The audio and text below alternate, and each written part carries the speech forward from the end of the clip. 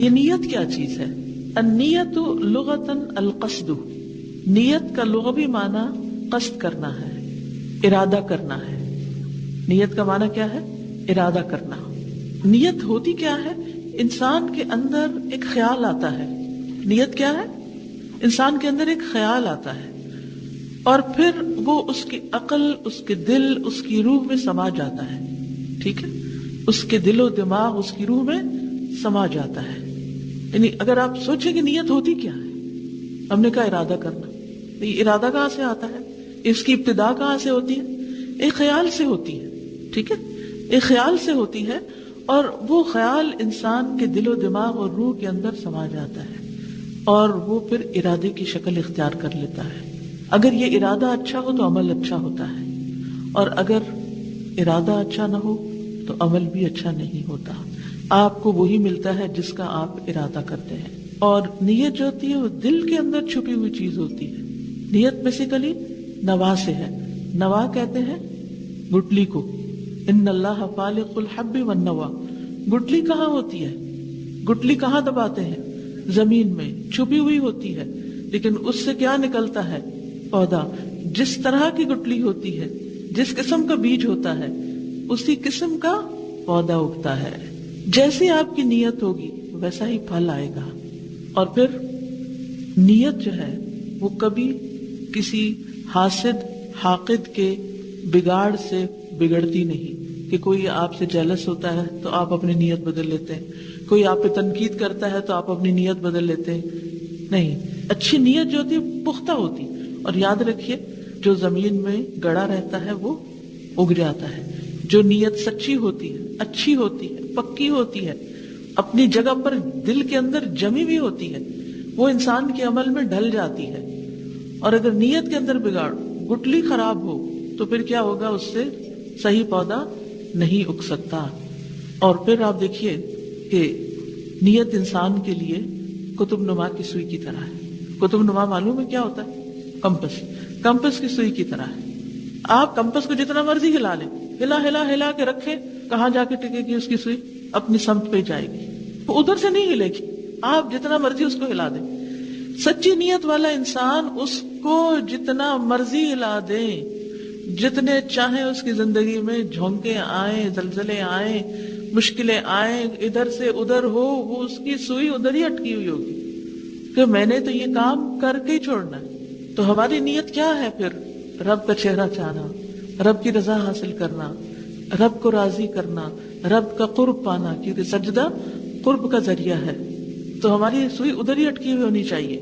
تو اصطلاح میں اس کی تعریف ہے دل کا کسی کام کے کرنے پر ٹھوس عزم اور ارادہ کرنا، پکا ارادہ کر لینا۔ اب آپ اپنے آپ سے پوچھئے، پکا ارادہ ہے پڑھنے کا یا کچا پکا؟ پکی ہوئی چیز کھانے کا نتیجہ کیا ہوتا ہے اور کچی پکی کھانے کا کیا ہوتا ہے؟ کچے پکے علم سے کیا ہوتا ہے اور پکے پکے علم سے کیا ہوتا ہے؟ کچا پکا علم تو ہمیں ہے نماز کے بارے میں، ایسا نہیں کہ ہمیں نہیں پتا۔ ہم مسلمان گھرانوں میں پیدا ہوئے ہیں، ہم نے نماز پڑھنی سیکھی ہے، کیا نئی چیز ہے جو ہم سیکھنے چاہ رہے ہیں؟ نہیں، ہمیں ابھی تک جس کی جتنی بھی زندگی آپ 30 40 50 60 کے ہیں، ہر ایک کو نماز کی کسی نہ کسی رکن کی ادائیگی کے بارے میں کچھ نہ کچھ شک لاحق ہی رہتا ہے کہ پتہ نہیں میں ٹھیک کر رہا ہوں یا نہیں، یا کر رہے ہوتے ہیں تو اس کی دلیل صحیح طور پر معلوم نہیں ہوتی۔ تو اس لیے بہت ضروری ہے کہ انسان اپنی نیت کو درست کر کے علم حاصل کرے۔ تو اخلاص نیت کی اہمیت کیا ہے؟ قرآن مجید میں آتا ہے وَمَا أُمِرُوا إِلَّا لِيَعْبُدُوا اللَّهَ مُخْلِصِينَ لَهُ الدِّينَ حُنَفَاءَ وَيُقِيمُوا الصَّلَاةَ وَيُؤْتُوا الزَّكَاةَ وَذَلِكَ دِينُ الْقَيِّمَةِ، اور انہیں اس کے سوا حکم نہیں دیا گیا کہ وہ اللہ کی عبادت کریں اس حال میں کہ اس کے لیے دین کو خالص کرنے والے، ایک طرف ہونے والے ہوں، اور نماز قائم کریں اور زکوٰۃ دیں، اور یہی مضبوط ملت کا دین ہے۔ وَذَلِكَ دِينُ الْقَيِّمَةِ، قیمہ سے مراد امت قیمہ ہے۔ اب دیکھیے کہ اخلاص نیت کا حکم دیا گیا ہے۔ وَمَا أُمِرُوا إِلَّا لِيَعْبُدُوا اللَّهَ مُخْلِصِينَ لَهُ الدِّينَ، یہ ایسا نہیں کہ چوائس ہے ہماری کہ ہم چاہیں تو نیت خالص کر لیں، چاہے تو نہ کریں۔ نہیں، کیا کرنا ہے؟ اس کو اللہ کا حکم سمجھ کے اختیار کرنا ہے۔ مخلصین لہ الدین حنفاء، دین کو خالص کر کے اور ایک طرف ہو کر یکسو ہو کر صرف اللہ ہی کے لیے. پھر آپ دیکھیے کہ تمام عبادات کی قبولیت کی شرط یہی ہے. چلیے یہ آیت آپ کو سنواتے ہیں کیونکہ یہ آیت اس کو نیت سے ہی درست دین حاصل ہوتا ہے, درست عمل ہوتا ہے. پھر یاد رکھیے کہ نیت جو ہے تمام عبادات کی قبولیت کی شرط ہے. اور اس کی دلیل کیا ہے؟ نبی صلی اللہ علیہ وسلم کا یہ فرمان. عمر بن خطاب کہتے ہیں کہ میں نے رسول اللہ صلی اللہ علیہ وسلم کو فرماتے ہوئے سنا, اعمال کا دار و مدار نیتوں پر ہے. ہر انسان کے لیے وہی ہے جس کی اس نے نیت کی, تو ہمارے لیے وہی ہے جس کی ہم نیت کریں. ایک اور حدیث میں آتا ہے قال رسول اللہ صلی اللہ علیہ وسلم من غزا فی سبیل اللہ ولم ینوی الا اقالا فلہ ما نوی. جو شخص اللہ کے راستے میں جہاد کرے اور نیت نہ رکھے, ایسے ہی چل پڑے مگر صرف رسی حاصل کرنے کی, یا پھر یہ کہ صرف دنیا کا کوئی فائدہ حاصل کرنے کے, میں جاؤں گا تو وہاں کچھ مال لوٹ کے لے آؤں گا, تو اس کو وہی ملے گا جس کی اس نے نیت کی. بس دنیا کا ہی تھوڑا سا فائدہ اگر اس کی قسمت میں کچھ ہے تو پھر وہی بس مل جائے گا. تو جو شخص اللہ کے راستے میں جہاد کرے اور نیت نہ کرے مگر صرف رسی حاصل کرنے کی, تو اس کو وہی ملے گا جس کی اس نے نیت کی.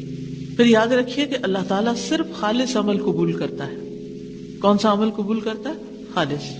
دیکھیے آپ جب کوئی چیز خریدنے کے لیے جاتے ہیں, مثلا دودھ خریدنے جاتے ہیں یا اور اسی طرح کی کوئی فوڈ, تو اس میں کیا پسند کرتے ہیں؟ ملاوٹ والی کوئی چیز پسند کرتے ہیں یا پھر خالص؟ اب تو آپ دیکھیے کہ آرگینک کا اتنا کریز ہو گیا ہے کہ مہنگی مہنگی سبزیاں اور مہنگے مہنگی فوڈ خریدی جاتی ہے صرف اس لیے کہ کسی بھی طرح کی کیمیکلز کی اس میں ملاوٹ نہ ہو, خالص ہو, را ہو. تو اگر ہم انسان ہوتے ہوئے خالص چیز کو ترجیح دیتے ہیں, اگر ہمیں شک پڑ جائے کہ اس پانی میں کچھ گندگی ہے تو ہم کبھی بھی نہیں لیں گے, اس کو کبھی نہیں پیئیں گے. تو پھر اعمال اگر اللہ کے لیے خالص نہیں ہوں گے تو اللہ تعالیٰ بھی ان کو قبول نہیں کرے گا. ابو امامہ باہلی فرماتے ہیں کہ ایک شخص نبی صلی اللہ علیہ وسلم کے پاس حاضر ہوا اور کہنے لگا کہ آپ بتائیے کہ ایک شخص جنگ کے لیے جاتا ہے اور ثواب اور شہرت دونوں کا طلبگار ہے, اسے کیا ملے گا؟ اس جملے کو غور سے پڑھیے. ایک شخص جنگ کے لیے جاتا ہے, ثواب اور شہرت دونوں حاصل کرنا چاہتا ہے, ثواب بھی چاہتا ہے اور نیم اور فیم بھی چاہتا ہے, اسے کیا ملے گا؟ رسول اللہ صلی اللہ علیہ وسلم نے فرمایا اسے کچھ نہیں ملے گا, اسے کچھ نہیں ملے گا. اس شخص نے یہ سوال 3 دفعہ دہرایا اور ہر دفعہ رسول اللہ صلی اللہ علیہ وسلم فرماتے تھے اسے کچھ نہیں ملے گا. پھر آپ نے فرمایا اللہ صرف اس عمل کو قبول فرماتا ہے جو خالص اس کے لیے کیا جائے اور اس کے ذریعے صرف اس کا چہرہ مقصود ہو. بس ہر طرف سے دھیان ہٹا کر صرف اس کی طرف دھیان کرنا, حنفا. اور پھر صرف عبادات ہی نہیں, باقی بھی سب کام اللہ کی رضا کے لیے. ابو موسیٰ اشعری نے اپنے ساتھی معاذ رضی اللہ عنہ سے پوچھا, دونوں کو نبی صلی اللہ علیہ وسلم نے یمن کے 2 مختلف علاقوں کا گورنر بنا کے بھیجا تھا. تو ایک نے دوسرے سے پوچھا کہ تم قرآن کیسے پڑھتے ہو, تمہارے قرآن پڑھنے کا طریقہ کیا ہے؟ انہوں نے کہا میں تو رات کے شروع میں سوتا ہوں, پھر اپنی نیند کا ایک حصہ پورا کر کے اٹھ جاتا ہوں, اور جو کچھ اللہ نے میرے لیے مقدر کیا میں اسے پڑھتا ہوں. اسی طرح بیداری میں یعنی جب جاگتا ہوں تو اللہ سے جس ثواب کی امید رکھتا ہوں, سونے کی حالت میں بھی اسی کے ثواب کا اسی طرح امیدوار رہتا ہوں. یعنی یہ عربی کے الفاظ زیادہ جامع ہیں. فَأَحْتَسِبُ نَوْمَتِي كَمَا أَحْتَسِبُ قَوْمَتِي, تو میں اپنی نیند کو بھی اجر کا باعث سمجھتا ہوں جس طرح میں اپنے قیام کو اجر کا باعث سمجھتا ہوں. یعنی کہا کہ میں رات کے ایک حصے میں سوتا ہوں, پھر ایک حصے میں اٹھ کے تہجد پڑھتا ہوں, جتنا اللہ چاہتا ہے قرآن پڑھ لیتا ہوں. اور صرف میں اس تہجد کو ہی عبادت نہیں سمجھتا, میں اپنی نیند کو بھی عبادت سمجھتا ہوں. وہ کیوں؟ نیند کب عبادت بنتی ہے؟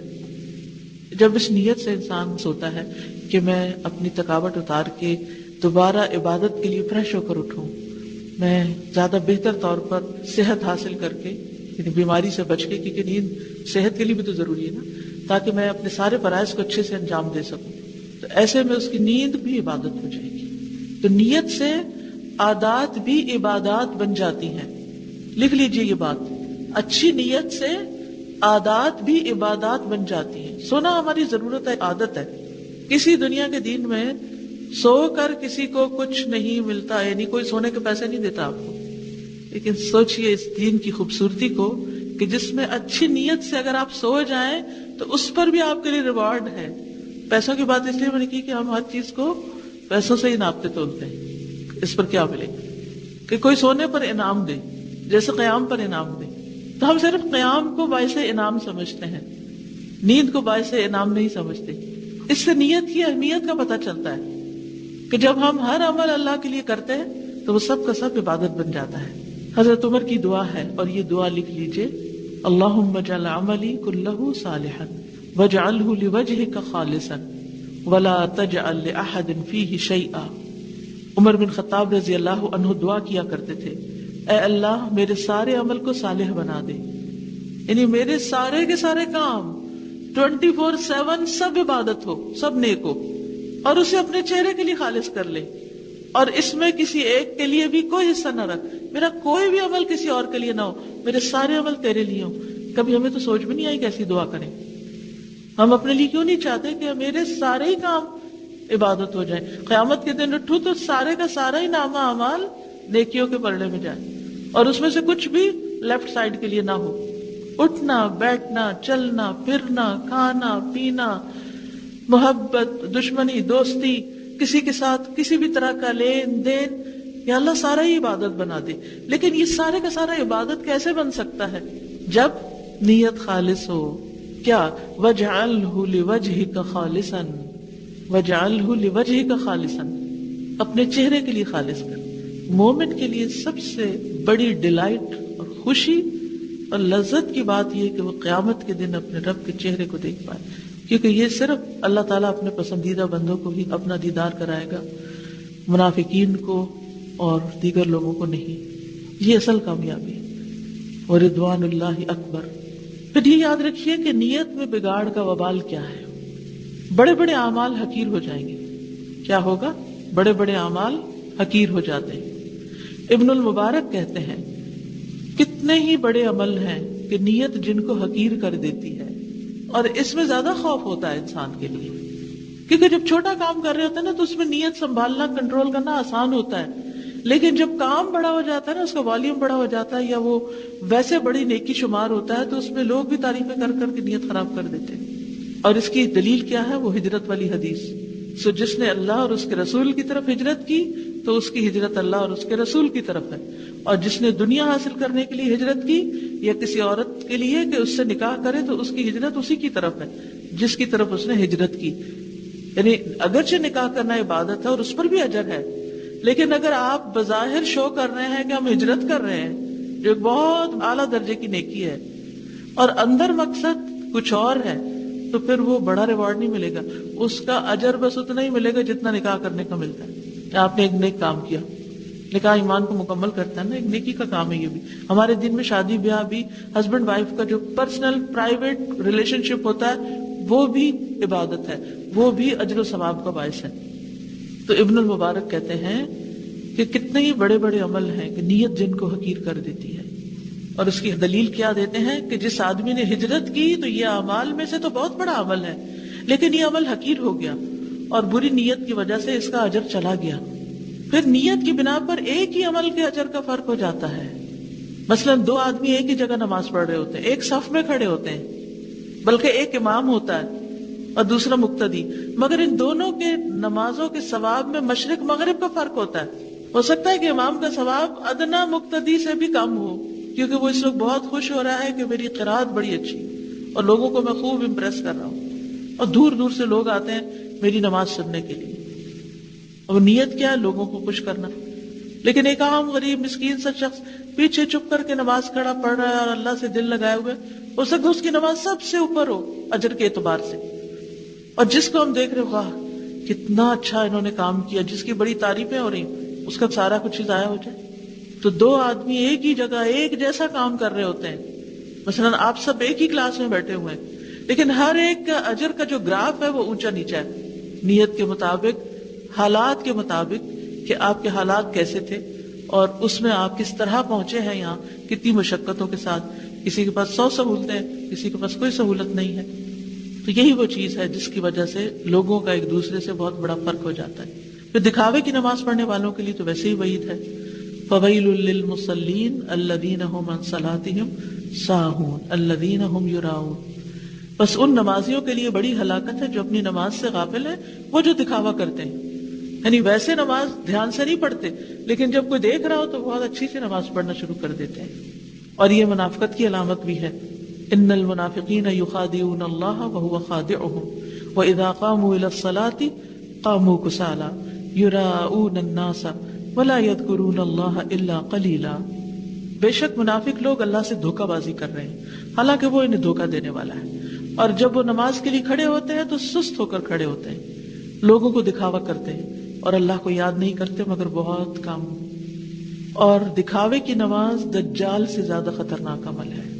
سنن ابن ماجہ کی روایت ہے ان ابی سعید الخدری قال خرج علینا رسول اللہ صلی اللہ علیہ وسلم ونحن نتذاکر المسیح الدجال فقال الا اخبرکم بما هو اخوف علیکم عندی من المسیح الدجال قال قلنا بلا فقال الشرك الخفی ان يقوم الرجل يصلي فيزين صلاته لما يرى من نظر رجل.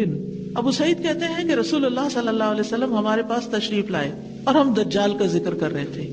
صحابہ بیٹھ کے آپس میں ڈسکشن کر رہے تھے تو آپ نے فرمایا کیا میں تمہیں ایسی چیز نہ بتاؤں جو میرے نزدیک تمہارے لیے مسیح دجال سے بھی زیادہ خطرناک ہے؟ ہم نے کہا کیوں نہیں؟ آپ نے فرمایا چھپا ہوا شرک.